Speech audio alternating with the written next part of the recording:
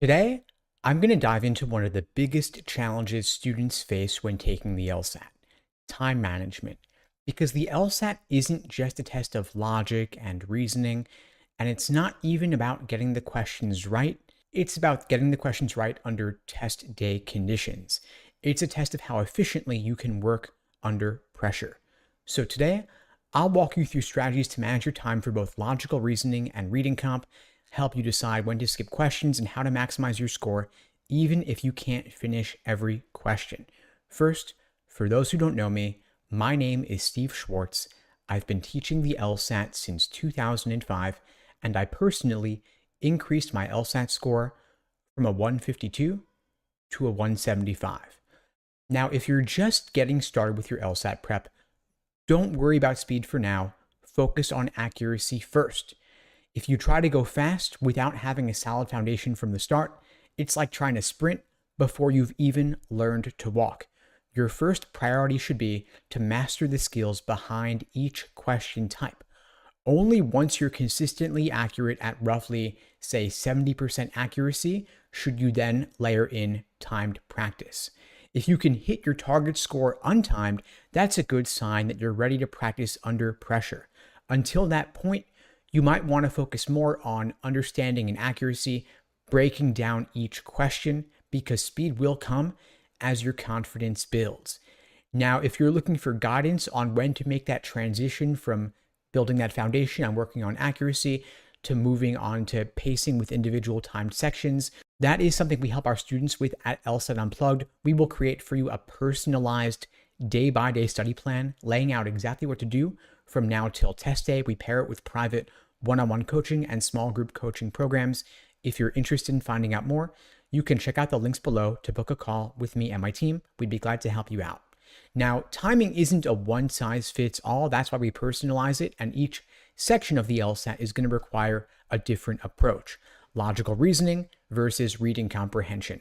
For logical reasoning, because the questions are presented in a general order of difficulty, meaning they get tougher as the section goes on, you want to get through the easier questions faster to build up a time bank that you can then apply to the tougher questions later in the section. So a good rule of thumb for most students aiming for 160 plus would be to complete the first 10 questions in roughly 10 minutes. Then when you're tackling the tougher questions later in the section, you might want to flag or skip a handful of them to come back to later. I personally like to flag at least 3 to 4 questions in a single logical reasoning section because I just don't want to deal with it in the moment. I don't want to risk getting bogged down or getting stuck.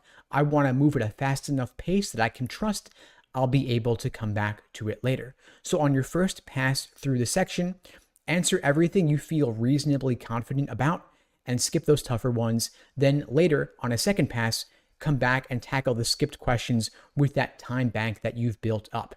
Now, you don't want to linger on a single question for too long, not more than a couple of minutes, because you don't want to risk getting bogged down. With a fresh perspective, you'll be able to transform that question from a guess to a confident right answer, at least is the hope.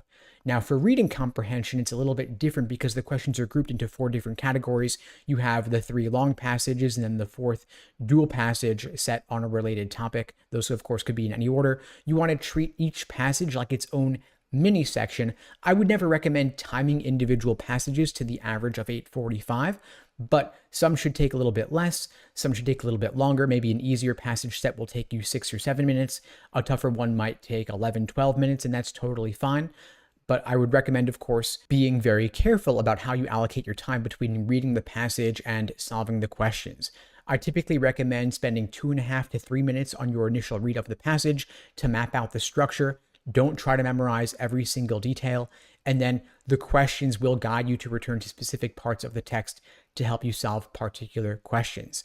Now, you don't have to approach reading comp questions in the order given, meaning I recommend typically tackling the more general global questions first, secondly, doing the more detail-oriented questions, and finally, saving the tougher, more inferential questions for last and returning to them later. You want to keep that momentum going as you go through the section. Now, know your strengths and weaknesses with regard to what you typically are going to want to skip. In logical reasoning, it might be a more lengthy question like parallel reasoning. For reading comp, It might be the analogy question or a question that requires you to think about what the author would be most likely to agree with, that requires a bit more reading between the lines. Whatever it is for you, if a question is going to take you longer, that's a good candidate to flag and skip on your first pass through the section. Now, you don't have to answer every single question on the LSAT to get a pretty good score. Of course, there's no penalty for wrong answers, but guessing on too many is going to lower your accuracy rate. So you might want to, especially if you're struggling to even break into the 160s, you might want to focus on answering fewer questions with a higher accuracy rate. If you're just aiming for a 155 or 160 on the LSAT, you might want to prioritize solving only 3 out of 4 passages if that can help improve your overall accuracy. This will give you a bit more time to dissect each passage and its associated questions. However, be very careful about adopting this approach because it will set a ceiling on how high you can score.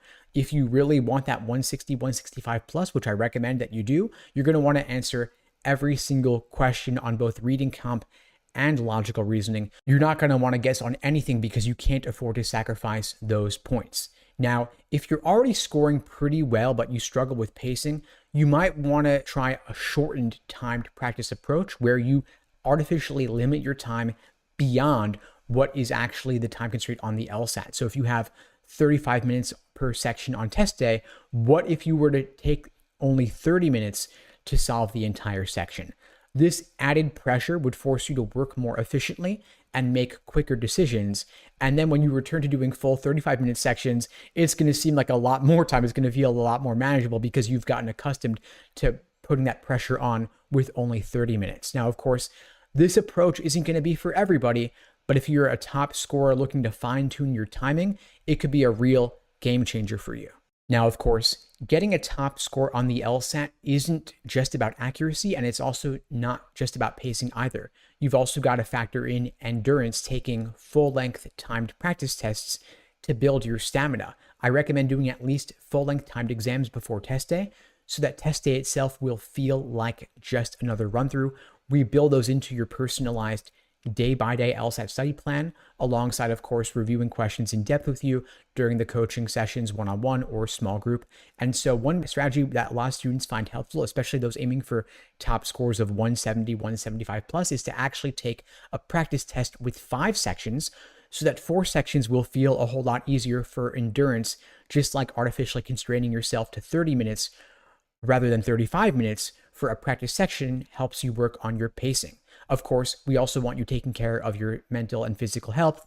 Sleep, diet, exercise, and relaxation can all play a huge role in your mental clarity and your focus.